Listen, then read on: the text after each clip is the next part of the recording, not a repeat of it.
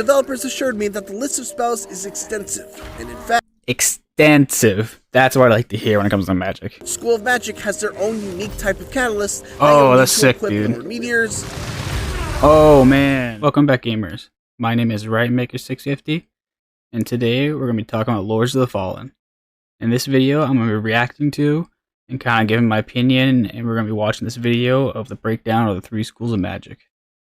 Now, Lords of the Fallen is an upcoming game. It's a Souls-like game. And if any of you played Elden Ring or any other type of Souls-like game, then you'll be excited for this. Now, one of my favorite things of Souls-like games is using magic. So the fact that they are showcasing some of the magic in this video gets me excited. Alright, with that being said, let's jump right into the video. Over the course of our month-long coverage of Lords of the Fallen, we've dived deep into the Umbral Axiom dual realm mechanic, went over some vital combat tips, and talked about the ways in which the developers at Hexworks are aiming to innovate upon the standard Souls-like formula. But one important element that we've only... Dude, that was sick. Hang on. Maybe rewind that a little bit. There we go. Souls-like formula.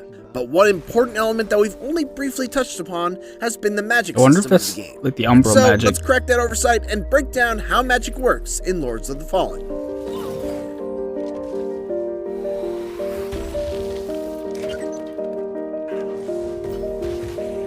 In this new Lords of the Fallen, there are 3 schools of magic, each tied to one of the 3 warring gods at the heart of the story.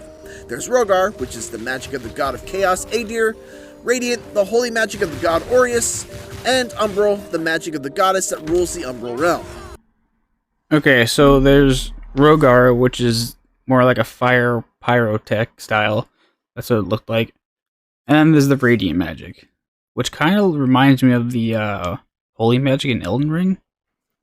I assume maybe that has to do with like healing and buffs. I mean, I saw him using offensive spells, so I'm not really sure on that. And then the Umbral magic is what I saw earlier, that bomb thing, like the blue magic. I assume it's some kind of like undead or dark magic. Each school of magic has their own unique type of catalyst that Oh, you'll need that's to sick, equip dude. in order to wield it. But you're free to specialize like a fire in whichever hammer. you want. Of course, that choice will largely come down to your own stats and what kind of build you're aiming for. There are 2 core magic stats when it comes to magic scaling. Infernal is what players will want to sink points into if they want to specialize in Rogar Pyromancy. Okay, yeah, it's and all Radiance fire stuff. is the stat for Radiant magic. Interestingly, Umbral magic actually scales with both of them. So you'll have to make that choice of whether you want to go full Pyromancy, full Radiance, or double dip into both so that you can go big on Umbral magic.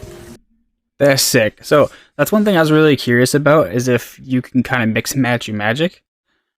Because in Elden Ring, obviously you can pick up a lightning spell, and then you can also pick up fire spell and use them.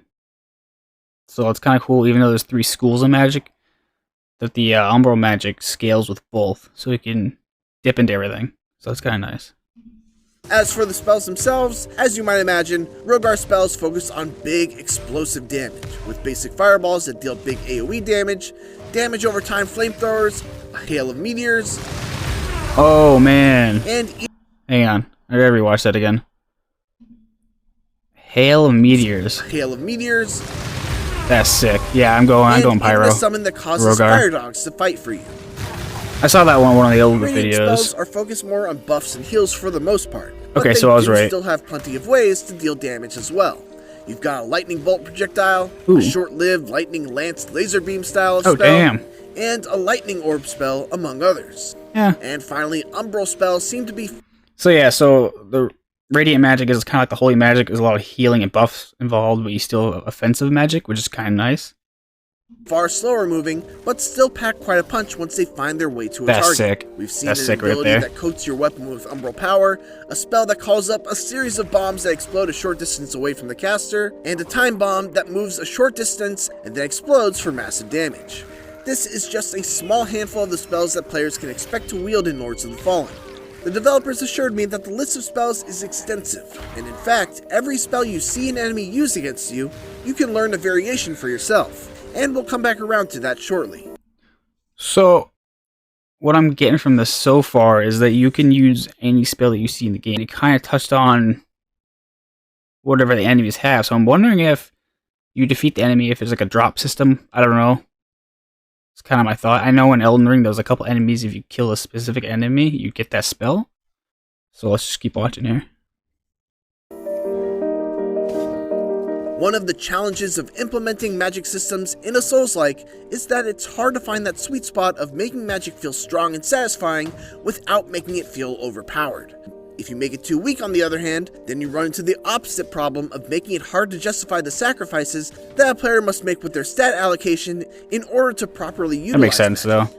To that end, the developers at Hexworks have balanced magic to be strong, but also have enemies that have natural resistances to the elements. Oh, that's kind of At the cool. beginning of the game, for instance, you'll run into a bunch of enemies that are resistant to Rogar spells, making it a tough early going for anyone that tries to go heavy on pyromancy, but once you're able to get through that section, you'll have a much smoother time until you start running into those fire-resistant enemies again.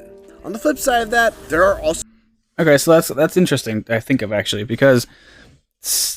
like you said, you start out in the area where they're resistant to Rogar, so your fire magic won't do good. But I wonder if there's like a snow area or an area where your fire magic will excel. Maybe. I know it's just a thought, but it's kind of cool they thought of that, so you can't just be overpowered throughout the whole game with fire magic or radiant magic, or even the umbral magic. It's kind of a nice little thing they added. Also areas where radiant magic will be strong and weak. Essentially, there's no one-size-fits-all solution when it comes to magic, and there are occasions where you may find yourself having to change up your strategy to deal with certain enemies in various regions of Lords of the Fallen's world. Okay, so there's definitely Beyond different those regions. three main schools of magic, there are also secondary types of magic, such as frost, poison, and so on, Oh, which you'll generally be able to utilize by finding specific items that can be thrown or applied to your weapon. okay, I was just gonna say, because they said there was like frost and poison. I was like, if there's two more, then why did they say 3 schools of magic? No, that makes sense. It's like an ability, or I'd assume like a consumable. And like you said, you could throw it or apply it to your weapon. Kind of like an imbuement, I guess. And each of those will also be strong or weak against specific types of enemies as well. So there's a lot of room for experimentation when it comes to finding the right type of The design magic on these to creatures deal are with sick. enemies within a region. That boss is amazing looking. With so many spells to learn, it begs the question, Okay, here we go. how do you obtain them? Of course, there's the tried and true method of simply finding them by exploring the world, opening chests, and finding shinies out in the wild. But what was interesting to me was that there's also a Castlevania Dawn of Sorrow-like system as well. Killing certain enemies also gives a % chance that you'll be able to loot their particular spell. Because, as I said, Okay, so obviously, like you said, there's lootable in chests. I'm really happy to hear that you can loot off of enemies. Like, if they're using a specific spell you want, you can keep going back and grinding them till you get it. Now, he said there's a certain percentage. I don't know what that percentage is, but I'm kind of curious about that. I don't know if they're going to touch on it or not. said before, every spell you see is a spell you can learn. Okay, every spell you That, see. bosses Cool. will have remnants to discover after you've defeated them, and if you soulflay that, you'll be able to take that to an NPC back in your hub, who will be able to transform it into some sort of reward. Okay, so he's talking about remnants from killing a boss or specific enemy, probably like an elite or something, or whatever their type is, and you can bring it back to the NPC to get rewards. It's kind of like when you defeat a boss in Elden Ring, and you have, I don't remember the name of it.